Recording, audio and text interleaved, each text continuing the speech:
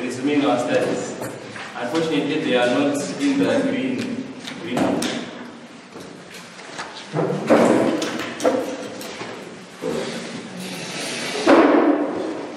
We are going to consider how the spirit of prophecy was given in Adventism. And we'll seek to summarize it and see how it lines up with how Christ's work was done in the four divisions we tried to put in the first two lectures. If you go on page 17, the first quotation is saying from 3SM 84.3, one thing is certain, those Seventh-day Adventists who take their stand under Satan's banner will first give up their faith in the warnings and reproofs contained in the testimonies of God's Spirit. Right? So, it's a warning that if we do not take into the spirit of prophecy, what is going to happen to us? We are going to be lost. Right? So, we are going to see the rise of the spirit of prophecy. If you go to Life Sketches 64, paragraph 1 to 2. It was not long after the passing of the time in 1844 that my first vision was given me. I was visiting Mrs. Haynes at Portland, a dear sister in Christ whose heart was knit with mine. 5 of us, all women, were kneeling quietly at the family altar. While we were praying, the power of God came upon me as I had never felt it before. I seemed to be surrounded with light and to be rising higher and higher from the earth. I turned to look for the Advent people in the world, but could not find them. When a voice said to me, look again and look a little higher. At this I raised my eyes and saw a straight and narrow path cast up high above the world. On this path the Advent people were traveling to the city, which was at the further end of the path. They had a bright light set up behind them at the beginning of the path, which an angel told me was the midnight cry. This light shone all along the path and gave light for their feet, so that they might not stumble. So, Adventism is on a path towards heaven, but there is the light that is behind it, which is the light of the midnight light. So, then after the midnight light in 1844, the spirit of prophecy is given to Adventism in 1844. There's the midnight light, there's the light that is behind Adventism. So what is the light that we are going to have when we get to the end of Adventism? Midnight time, right? It's the same light that is behind and lighting all the way along the path.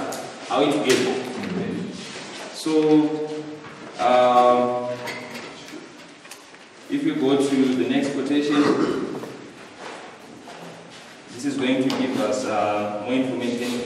It says, on one occasion, Elders White and Andrews and myself were awakened at midnight and called to come and pray for Sister White. She had fainted, and all efforts to revive her were unavailing. We had a season of prayer, and she seemed to revive and was taken off in vision.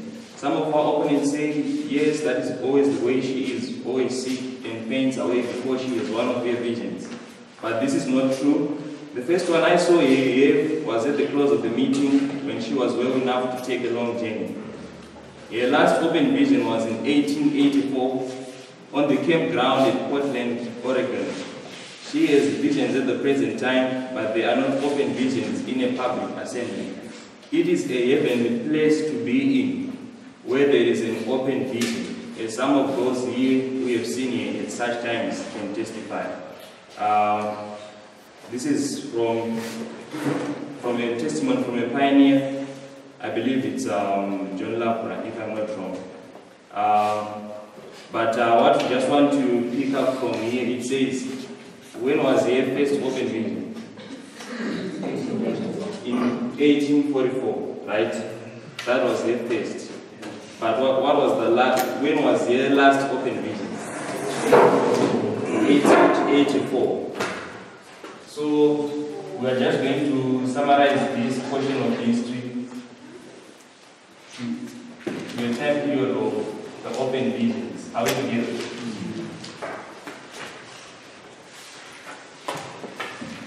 This is the last, and the first open vision was in Portland. How you get it? So the last open vision is also in Portland. So we have an illustration of the end from the beginning. This is Portland, Maine, if you dig into that history, but this is Portland, Oregon. How it get it? So you can see, according to the study we had previously, in the experience of Christ, in the early part of his work, he did speak in parables, right? But you get to a time period when he starts to speak in parables to hide the truth in the line that we were doing previously. But in the testimonies, you see that in the history of Adventism, you have a time period where the visions are open in a public assembly. But people begin to reject the truth of these visions. They begin to express doubt in the testimonies. So as a result, the open visions ceased in 1884, right? So we're just going to have some more information on the events that were taking place from 1884.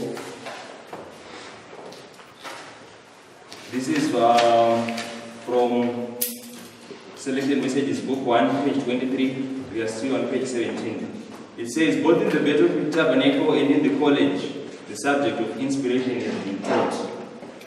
And finite men have taken it upon themselves to say that some things in the scriptures were inspired and some were not. I was shown that the Lord did not inspire the articles on inspiration published in the review. Reference here is to a series of articles, the writer of which advocated that there were differences in degrees of inspiration. If you see the review and error of January 15, 1884 by the compilers. The person being referred to here is Butler. He was the one who authored these 10 articles on inspiration.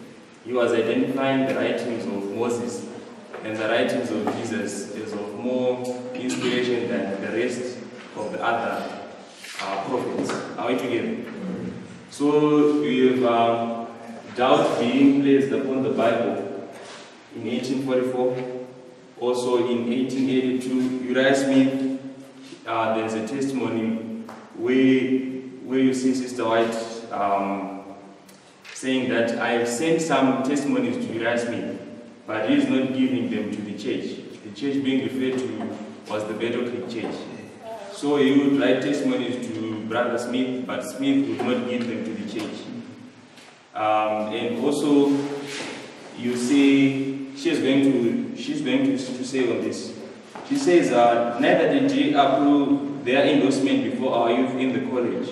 When men venture to criticize the word of God, they venture on sacred, holy ground, and they had better fear and tremble and hide their wisdom as foolishness. God sets no man to pronounce judgment on his word, selecting some things as inspired and discrediting others as uninspired.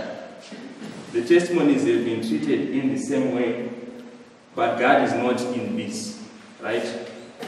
So the testimonies and the Bible have been judged or have been criticized by finite men, but God is not in this during this history. So the Bible and the spirit of prophecy are under attack, so to speak, or people are doubting both the Bible and the spirit of prophecy prior to 1888. Then let's go to the next quotation on page 18. This is 5 Testimonies 709, paragraph through the press and from the pulpit. Both through the press and from the pulpit. The press is referring to what way? The publishing way, right? And the one who was in charge of the publishing way is the one who is being referred to. It says, both through the press and from the pulpit. Who was in charge of the pulpit? Ministers. Ministers, right? Which means it says, both through the press and from the pulpit, have been presented views in regard to inspiration of the Bible, which have not the sanction of the Spirit of the Word of God. Certain it is that no man or a set of men should undertake to advance theories upon a subject of so great importance, without a plan, thus said the Lord, to sustain them. And when men compass with human infirmities, affected in a greater or less degree by surrounding influences, and having hereditary and cultivated tendencies which are far from making them wise or heavenly minded, undertake to arraign the word of God and to pass judgment upon what is divine and what is human, they are working without the counsel of God. The Lord will not prosper such a work. The effect will be disastrous, both upon the one engaged in it and upon those who accept it as a work from God. Skepticism has been aroused in many minds by the theories presented as to the nature of inspiration. Finite beings with their narrow, short-sighted views feel themselves competent to criticize the scriptures, saying this passage is needful and that passage is not needful and is not inspired.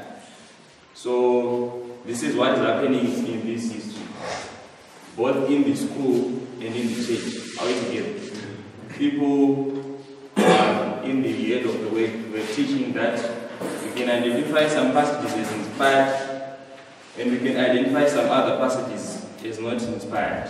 And she also says that the testimonies, meaning the spirit of prophecy, was being treated in the same way. So the open visions says when you get to 1884. So the next quotation is going to be a trace of how Sister White was going to do a ministry. Now we are going to,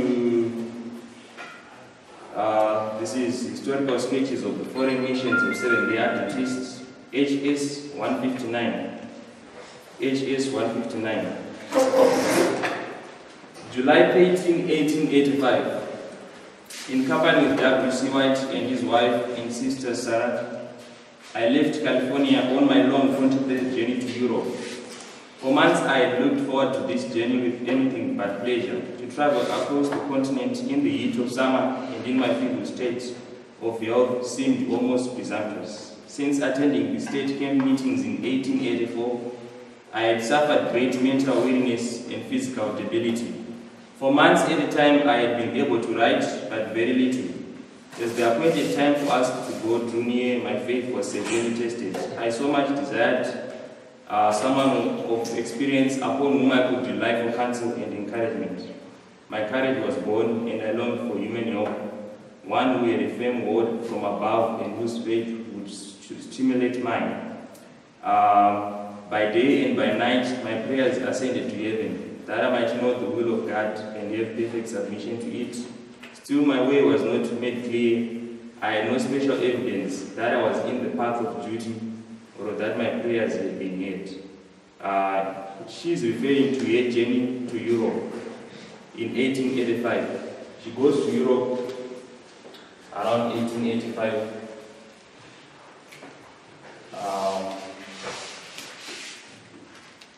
But she doesn't stay there for a long time. Because in 1888 she's going to come back to what meeting? To which meeting? The Minneapolis conference, right? So she just goes for I think just 3 years, and then she's back to the Minneapolis conference. So now we are in 1888. On page 18, we're just going to read some quotes on what happened in 1888. It says, an unwillingness to yield up preconceived opinions and to accept this truth lay at the foundation of a large share of opposition manifested at Minneapolis against the Lord's message through Brethren Wagner and Jones. By exciting that opposition, Satan succeeded in shutting away from our people in a great measure the special power of the Holy Spirit that God longed to impart to them. The enemy prevented them from obtaining that efficiency which might have been theirs in carrying the truth to the world, as the apostles proclaimed it after the day of Pentecost. The light that is the light in the whole earth with its glory was resisted, and by the action of our own brethren has been in a great degree kept away from the world. So, at Minneapolis, which light was supposed to be given to the church? Revelation 18, right? That's the light that lightens the earth with its glory. But we also sinned against who? According to this quote. And by a great degree, he has been kept away from the world. Are we together? Which means we rejected the light that was supposed to benefit the church, and at the same time, the world also was deprived of that light. Are we together? So that's the history that we have here. Another quotation of this 1888 Materials 1069, paragraph 1. It says, the position taken at Minneapolis was apparently an insurmountable barrier, which in a great degree shut them in with doubters, questioners, with the rejectors of truth and the power of God. When another crisis comes, she is now making a prophecy. She's saying those who have so long resisted evidence, powered upon evidence, will again be tested upon the points where they failed so manifestly, and it will be hard for them to receive that which is from God and refuse that which is from the powers of darkness. So, when they reject the message of 1888, as a consequence, whatever delusion that is going to be promoted in this history, it's going to be theirs. Are we together? Because we are going to see, as the history goes on, that we have false teachings that begin to be promoted after 1888. Then it says, therefore their only safe course is to walk in humility, making straight paths for their feet, lest the lame be turned out of the way. It makes every difference whom we company with, whether it is men who walk with God and who believe and trust Him, or with men who follow their own supposed wisdom, walking in the sparks of their own kingdom. Then we will get the next reference. It's Review and Herald, April 1, 1890, paragraph 4. Several have written to me, inquiring if the message of justification by faith is the third angel's message. And I have answered, it is the third angel's message in verity. The prophet declares, after these things I saw another angel come down from heaven, having great power, and the earth was lightened with his glory. Brightness, glory, and power are to be connected with the third angel's message, and conviction will follow wherever it is preached in the demonstration of the Spirit. How will any of our brethren know when this light shall come to the people of God? As yet, we certainly have not seen the light that answers to this description. God is light for His people, and all who accept it will see the sinfulness of remaining in a lukewarm condition. They will hear the counsel of the true witness when he says, be zealous therefore and repent. This is in 1890. And then she's saying, there are people who are asking, meaning Sister White, who are asking if the message of justification by faith is the third angel's message. And then she's saying, yes, it is the third angel's message. And then she quotes Revelation 18, verse 1. And then she says, how will any of our brethren know when this light shall come to the people of God? This is in 1890. The point is, in 1890, she is pointing to the people that when the message of the angel of Revelation 18 comes down, people must know when this light comes. Are we together? She's saying when the angel of Revelation 18 comes down, people are supposed to be awake. They're supposed to see that the angel who joins the work of the three angels he has started to do its work. That's the warning she's giving here. It's 1890. We are still in phase of this history. And then she's going to quote in 1892, this is now review and read out November 22, 1892, paragraph 7. The time of test is just upon us, for the loud cry of the third angel is already begun in the revelation of the righteousness of Christ, the sin-pardoning Redeemer.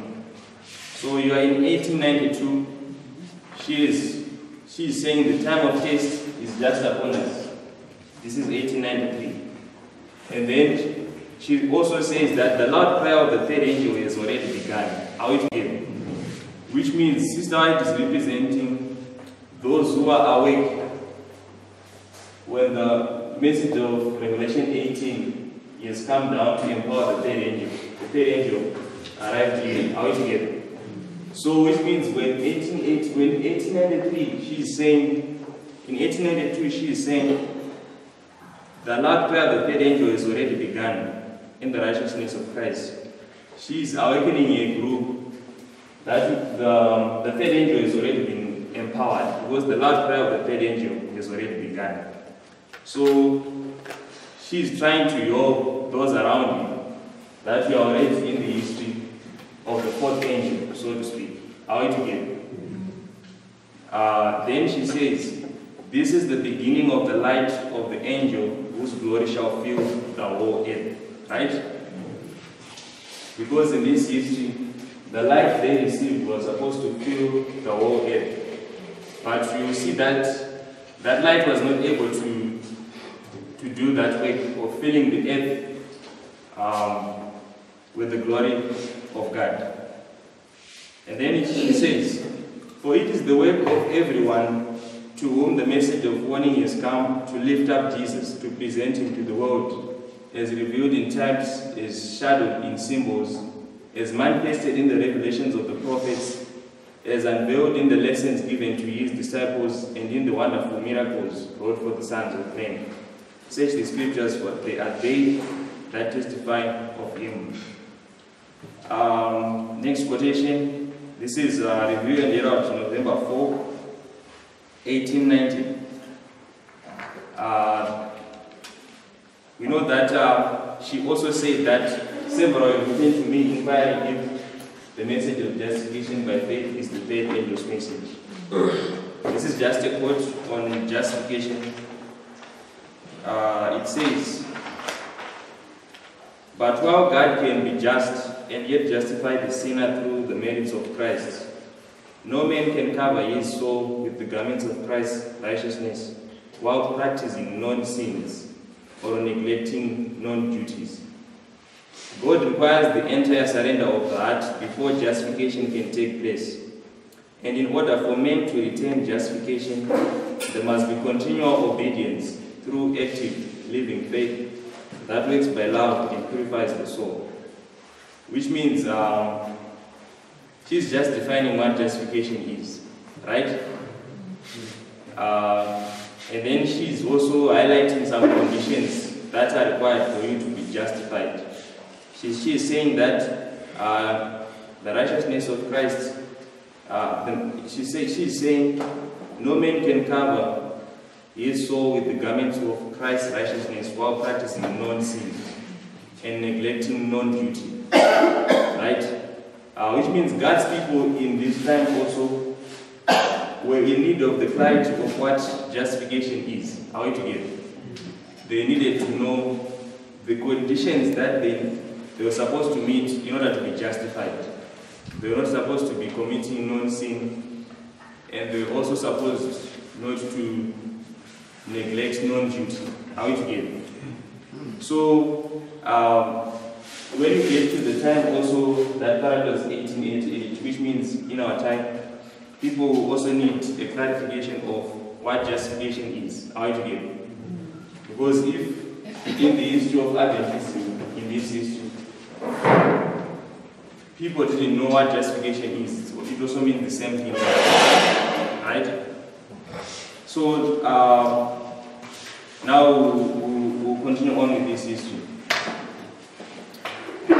Now this is from Review and Herald of October 13, 1904, paragraph 2 to 3. We are still on page 19, the last quote. It says, the prophecies in the 18th of Revelation will soon be fulfilled. During the proclamation of the third angel's message, another angel is to come down from heaven, having great power, and the earth is to be lighted with his glory. The Spirit of the Lord will so graciously bless consecrated human instrumentalities that men, women, and children will open their lips in praise and thanksgiving, filling the earth with the knowledge of God, and with his unsurpassed glory as the waters cover the sea. Maybe I should put a question. What is the glory of the angel of Revelation 18? According to what page? Filling the earth with the knowledge of God. Filling the earth with the knowledge of the glory of God. Right? So what is that? Which means it's a work. Right? The work that God's people do in preaching the message of the angel of Revelation 18. That's the glory. Are we together? It's filling the earth with the knowledge. If we continue on, it was talking about women and children who will be opening their lips in praise and thanksgiving, filling the earth with the knowledge. It's the work that involves God's people. Those who have held the beginning of their confidence firm unto the end will be wide awake during the time that the third angel's message is proclaimed with great power. During the loud cry, the church, aided by the providential interpositions of the exalted Lord, will diffuse the knowledge of salvation so abundantly that light will be communicated to every city and town. The earth will be filled with the knowledge of salvation so abundantly will the renewing Spirit of God have crowned with success intensely active agencies, that the light of praise and truth will be seen flashing everywhere. This is now in 1904. Are we together? How many years from 1888 to 1904? 6 years. 1904 is, you say 6 years after? 16 years. So it's a bit long time since 1888, right? So it means when you get to 1904, she's already saying there are people who will be wide awake when the third angel is in power. Are we together? So what does that mean? Because we identified that in this issue. She was saying the third angel, the work of the third angel, the loud cry has already begun. But in this history, she is now saying when the third angel is being empowered by the history of the angel of Revelation 18, there will be people who will be wide awake to recognize that. What that means to me, it means by 1904, the work of this angel has already been shut down. How is it getting? That means by 1904, she is now giving a prophecy to those who will be following a message that you will need to be awake when the third angel is empowered in your time. How is it getting? Which means the people of their day, they have not taken heed to this message. Are you getting it? In other words, they shut down the third angel's message, the empowerment of the third angel in this history. By 1904, that work is no longer going on. Are we together? Alright, so we are now going to continue on with this history. So jump all these references and go to, this is page 21, go to page 21. Page 21, the first quote. When the work newly started in Australia was in need of help, our brethren in America desired me to visit this field. They urged, that is one whom the Lord was especially teaching, I could help the work here as others could not. I felt no inclination to go and yet no light that it was my duty. The journey was a dread to me. I desired to remain at home and complete my work on the life of Christ and other writings. But as the matter was introduced, and the responsible men of the conference expressed their conviction that I, in company with others, should visit this field, I decided to act in accordance with their light. So, she's going to be sent in Australia. How is it here? She's back to Minneapolis here. This is, I just put Minneapolis in this fashion. And then by 1892, she's no longer in the United States. She's going to go to Australia. But she says, I'm going to go in accordance with their light. Whose light? The men of the conference, right?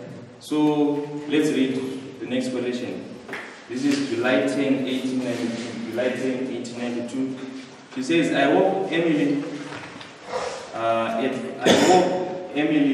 Campbell, Mrs. White's traveling companion and secretary, at 5 o'clock to build my fire and help me to dress. I thank the Lord that I had a better night's rest than usual.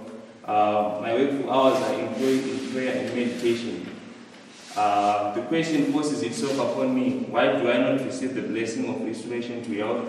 Shall I interpret these long months of sickness as evidences of the displeasure of God because I came to Australia? I answered decidedly, no, I dare not do this. At times before leaving America, I thought that the Lord did not require me to go to a country so far away. At my age, and when I was prostrated by overwork. But I followed the voice of the General Conference, as I have ever tried to do, at times when I had no clear light myself. I came to Australia and found the believers here in a condition where they must hear the hope. For weeks after reaching here, I labored as earnestly as I have ever labored in my life. Words were given me to speak in regard to the necessity of personal piety. Selected Messages, Volume 2, page 239. She's saying, I went to Australia following the voice of the General Conference because she had no light concerning it, right? She just went because she didn't know if the Lord was willing for her to go to do the work in Australia. Then the next quote is going to give us more clarity on this. PH 080, page 16. It says, Brother Olsen, you speak of my return to America. She's in Australia now. For 3 years I stood in Battle Creek as a witness for the truth. Those who then refused to receive the testimony given me by God for them and rejected the evidences attending these testimonies would not be benefited should I return. Right? She's in Australia. How did you get it? By 1892, she's doing the work in Australia. And then there are people who are asking me to come back. How did you get it? But she's saying, even if I come back to you, you will not benefit if you die return. So, this is the reason. She continues on. I shall write to you, but should I return to Battle Creek and bear my testimony to those who love not the truth, the ever-ready words would rise from unbelieving hearts. Somebody has told him. Even now, unbelief is expressed by the words, who has written these things to Sister White? But I know of no one who knows them as they are, and no one who could write that which he does not suppose he has in existence. Someone has told me, he with I believe, which is Jesus, he who does not falsify, misjudge, or exaggerate any case. While in Minneapolis, he bade me follow him from room to room. She's in Australia, she's referring to events which took place in 1888. She says, while in Minneapolis, he bade me follow him from room to room, that I might hear what was spoken in the bedchamber. The enemy had things very much his own way. I had no word of prayer, but I had my name mentioned in a slurring, criticizing way. So she's telling the president now, it's now awesome. The 1888, he is the president. He is requesting Sister White to come back to Battle Creek. But he's saying people are not going to be benefited should I come back to Battle Creek. And then she also says, at Minneapolis, people were already criticizing Sister White. And they were also believing that even as she would write testimonies for them while in Australia, they believed that there was people who were saying that somebody has told you, meaning they didn't believe the testimonies which were coming from Australia. Are we together? So we'll continue on the next quotation. If we go to page 22, page 22, the second quotation, it says, I have not, I think, reviewed the entire working that led me here to Australia. Perhaps you may never fully understand the matter. The Lord was not in our living America. She's now telling the truth to this brother. He did not reveal that it was his will that I should leave Battle Creek. The Lord did not plan this, but he let you all move after your own imaginings. The Lord would have had W.C. White, his mother, and her workers remain in America. We were needed at the heart of the work, but the Lord read the heart of all. There was so great a willingness to have us leave that the Lord permitted this thing to take place. Those who were weary of the testimonies borne were left without the persons who bore them. Our separation from Battle Creek was to let men have their own will and way, which they thought superior to the way of the Lord. So she's telling the president also that there was a great willingness for us to leave Battle Creek. Are we together?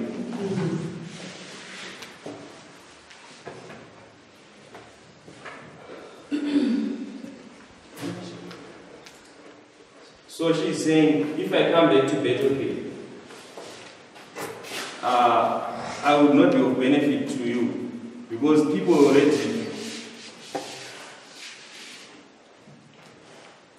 weary of the testimonies, she says. People were weary of the testimonies. Are we together? Which means that they didn't want the presence of Sister White. Are we together?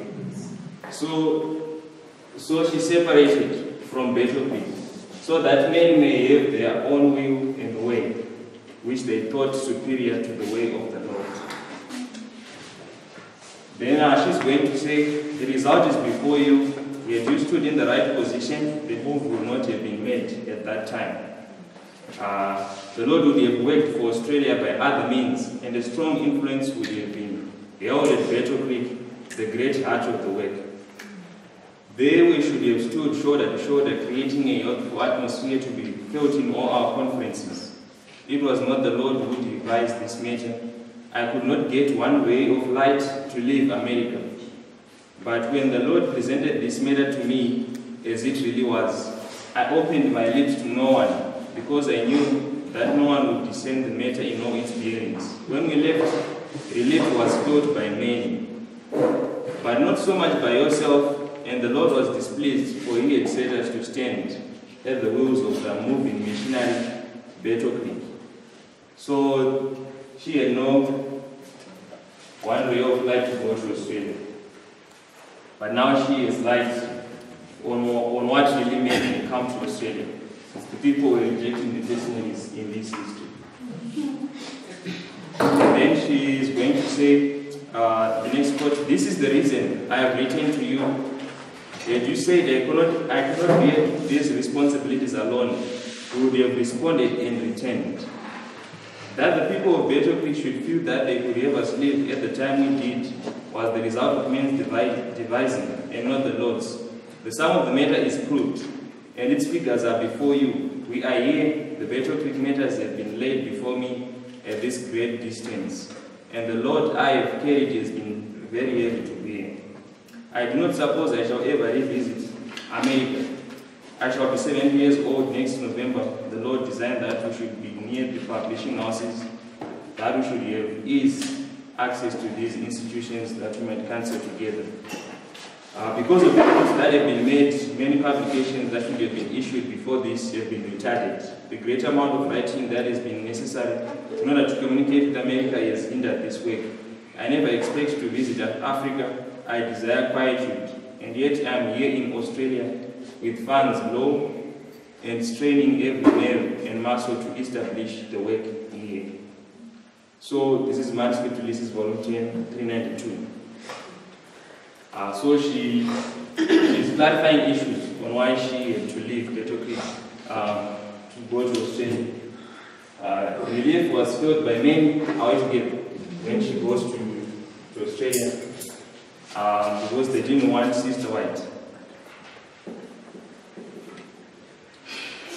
And then now we're going to page 23.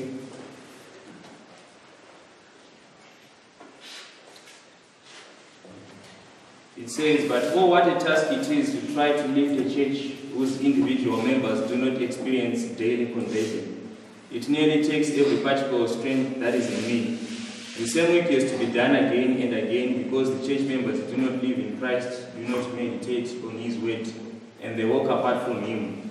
I have far greater influence and much better success in working for unbelievers, however ignorant they may be, than I have in working for those who know the truth and are not being sanctified through the truth. But we are not to fail nor to be discouraged. That which I grieve over is the fact that the Lord Jesus is dishonored, and that many will lose eternal life because they do not seek heaven with earnestness, and Satan finds their hearts ready to respond to his temptations." She is saying, here where I am, I have far greater influence and much better success in working for unbelievers. And then if you go to the next quotation, she says, "It would give me great satisfaction to have a long visit with you." She is still communicating with this brother Austin. "I have much to say to you, and you have much to say to me. Sometimes I have a strong impression that I shall again bear my testimony upon the old field of Better Creek." So she is saying Better Creek, even the name is appropriate because it's the field of battle in this history.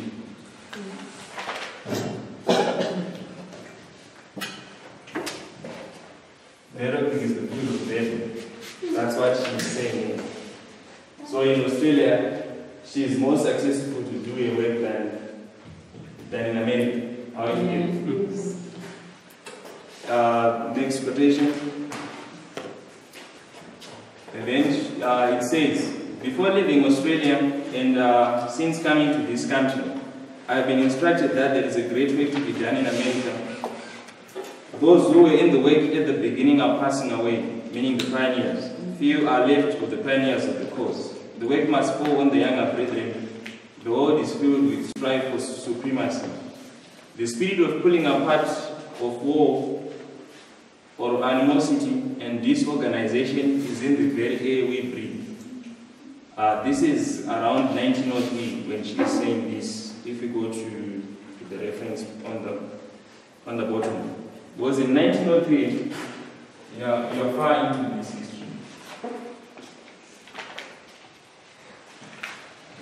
You won't be able to see this at the lake. But I just put 03. In 1903, the spirit of pulling apart and of supremacy, strive for supremacy, how to get, is coming from some of the brothers particularly this is A.T. Jones. How you get it? Because in this history, if you trace it, A.T. Jones is now saying organizational work is nothing, in the sense that the General Conference in this history, Sister White, in other words, she's saying the leadership of Sister White and those who are with him, it doesn't matter how I conduct myself. Particularly, it's A.T. Jones who is having this spirit of pulling apart and disorganization, etc. We'll give you a reference to that. He's no longer the same A.T. Jones of this history, 1888.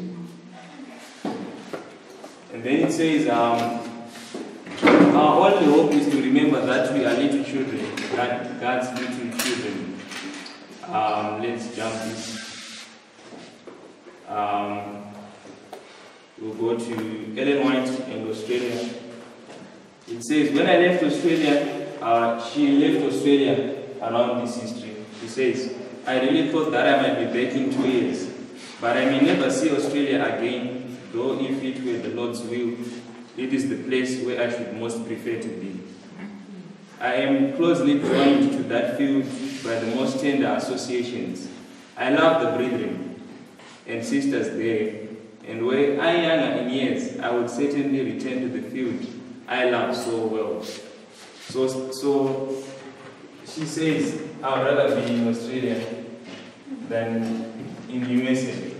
This is the field that she loves and so on. But the date that she wants is, already she's now in USA by 1900. So in 1902, she's just testifying of Australia as a good field and so on.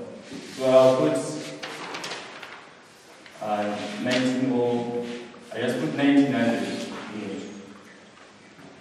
Because she's going to return from Australia to a general conference in 1901. How you to get it? There is a general conference in 1901 that she is supposed to attend, so she comes back for that. And then it says the next quotation, then I left Battle Creek. This one will jump. It's just another testimony of how Battle Creek was such a controversial field to work in. So we'll go to the next quote. It says, I have great sorrow of heart over the Lord. It's the same issue. Now, the other three brothers here in 1888, we have A.T. Jones, E.J. Wagner, Sister White. Sister White goes to Australia in 1892. Wagner also is exiled to England. And then you are left with A.T. Jones alone in America. How it again? So what begins to happen is, maybe they think they are doing it to advance the work. But as Wagner goes to Europe, and Sister White is in Australia, A.T. Jones is going to be alone in USA, right? So in these 3 years, they were moving, preaching together. And she would endorse these brothers. Sister White would endorse A.T. Jones and Wagner. And they would be doing the work successfully. But once this trio is separated, then the light of the angel of Revelation 18 begins to be shut down. How is it? So then you have more apostasies that start to come in this history after 1888. Particularly 1897, we have pantheism coming in. Maybe we can just read on those and see where we end. This is Kellogg. We are on page 24. Special light has been given me that you are in danger of losing sight of the work that is to be done for this time. You are erecting barriers between your work and those you are educating in the church. This must not be. Do not, I beg of you, instill into the students ideas that will cause them to lose confidence in God's appointed ministers. But this you are certainly doing, whether you are aware of it or not. Temptations will come to you that carry forward the medical missionary work. That to carry forward the medical missionary work, you must stand aloof from the church organization or church discipline. You are to remember, my brother, that the Lord is a people on the earth whom He respects, but your words and the way in which you express them create unbelief in the positions we occupy as a people at the present time. You do not believe the present truth. You remember that I wrote you that the banner issued word family was being taken from your hand, and a banner with a different inscription put into it. You remember the warning given you that you were in danger, as was Nebuchadnezzar, of exalting yourself. Other symbols have been given me, which lead me to write you now. You are in danger of not holding fast the faith once delivered to the saints, of making shipwreck of your faith. The words were spoken. A very small leak will sink a ship. Then on the living temple, I have some things to say to our teachers in reference to the new book, the living temple. Be careful how you sustain the sentiments of this book regarding the personality of God. As the Lord represents matters to me, these sentiments do not bear the endorsement of God. They are a snare that the enemy has prepared for these last days. I thought that this would surely be discerned, and that it would not be necessary for me to say anything about it. But since the claim has been made that the teachings of this book can be sustained by my statements from my writings, I am compelled to speak in denial of this claim. There may be in this book expressions and sentiments that are in harmony with my writings, and there may be in my writings many statements which, when taken from their connection and interpreted according to the mind of the writer of the living temple, would seem to be in harmony with the teachings of this book. This may give apparent support to the assertion that the sentiments in the living temple are in harmony with my writings. But God forbid that this opinion should prevail.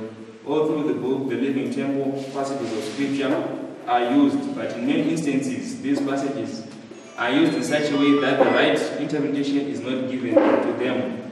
The message for this time is not the temple of the Lord, the temple of the Lord, the temple of the Lord are we. Whom does the Lord receive as vessels unto honor? Those who cooperate with Christ, those who believe the truth, who live the truth, who proclaim the truth in all its hearings. So, the era of Kellogg is just the meaning of saying God is in everything, or in all. How it gives. It's a counterfeit, three angels' messages, because it's not based it's a departure from the foundational truths, as you are saying. If you say God is in everything, you destroy the sanctuary. How it get? You also if you say God is in everything, you can say even a sinner is God in him, and so on. How it get? If you get to the explanations that are given, Sister White says it sweeps away the foundation of our faith, or the economy of our faith.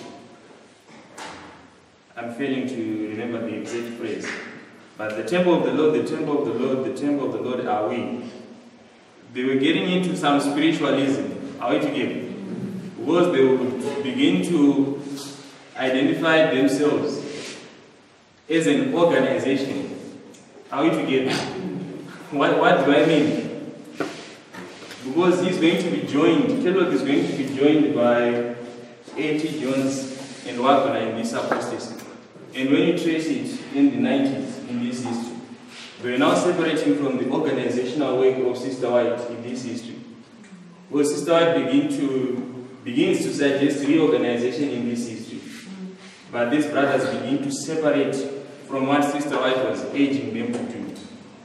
They would cease to listen to her, and they're beginning to have this unsanctified independence. Are we together? They began to identify them with a certain freedom, to not depend upon the leadership of Sister White in this history. So this history, we are going to see that it's a type of also of everything that is happening in our time. since the angel of Revelation 18 was empowered. Are we together? Because what's 1888 in our time? 9/11, right? And since 9/11, you are going to see a repetition of the things that happened in this history. People who begin to reject the message of the foundational truths. And if you can summarize it, that's the Alpha apostasy. It begins in this history. Of course, it begins with the issues to do with the daily and so on. But you can see the Alpha apostasy in this history is going to typify which apostasy? The Omega apostasy, right? So, and we have a counterfeit meaning of the three angels' messages: the temple of the Lord, the temple of the Lord, the temple of the Lord are we, etc. Let's keep going. In a few minutes, we'll read on the next quote. It says, the speaker held up the living temple, saying, in this book, there are statements that the writer himself does not comprehend. Many things are stated in a vague, undefined way. Statements are made in such a way that nothing is sure. And this is not the only production of the kind that will be edged upon the people. Fanciful views will be presented by many minds. What we need to know at this time is what is the truth that will enable us to win the salvation of our souls.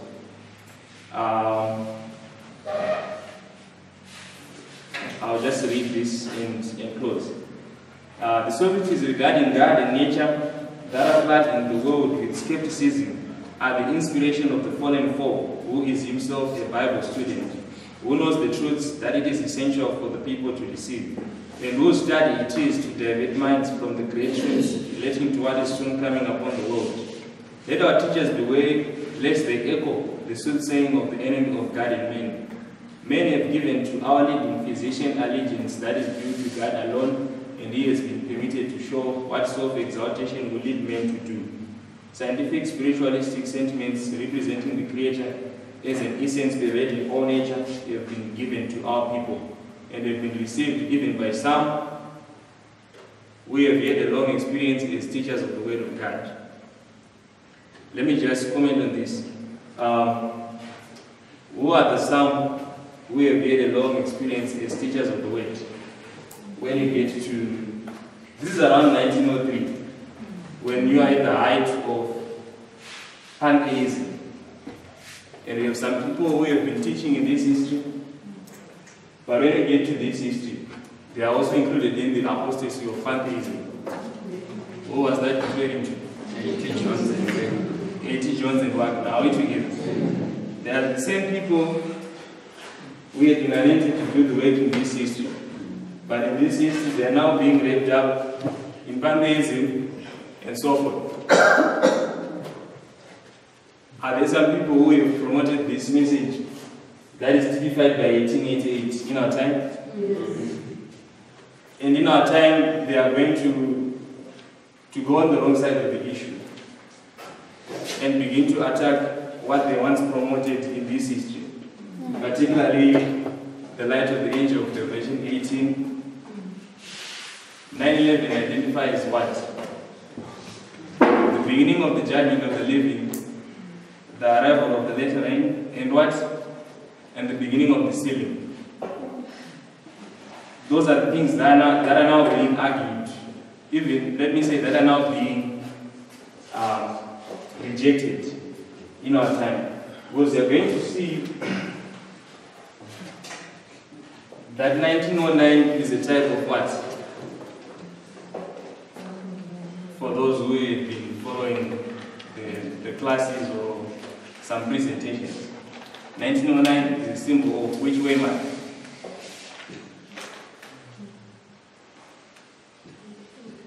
Anyone wants to guess what? Midnight. Midnight. Yes. So we are going to see that we are going to have some histories to do with our time. 1909, you said it's a time of midnight.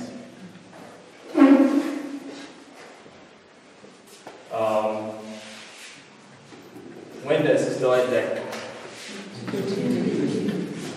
19? 1915.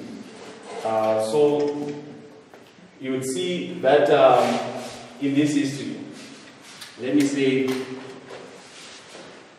we are living at the end of the prophet in this history. But in our time, it's actually pointing to what? The restoration of the prophets, the spirit of prophets, right? Since we are doing much more being acquainted with this history, I'll just summarize on these things. We are going to have a time period of the elms harvest, years of Sister White, open visions, Bishop Creek, Australia, elms harvest. So we are going to add more on this and clarify things concerning what they are going to in our time.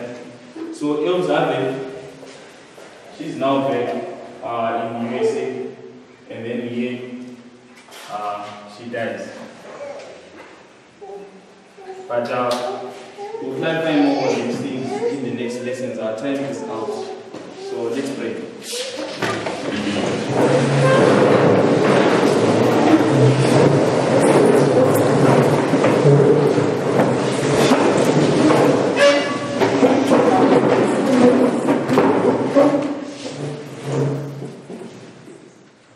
Our Father in heaven, thank you for bringing us to this point in our lectures. We pray that may you help us to understand what is happening in our time, and may you clarify everything, especially in reference to the present truth. Our minds are weak and we need to be sharpened by the Holy Spirit. May you help us to have faith in your word. We pray that may you continue to bless this convocation. We pray that may we not be those who reject the spirit of prophecy, who fall off the path that is the light of the midnight cry behind and before us, lightening all the way until the second coming. We pray that may you bless everything and everything that is going to follow on. May you bless the next presentations in Jesus' name and for his sake. Amen.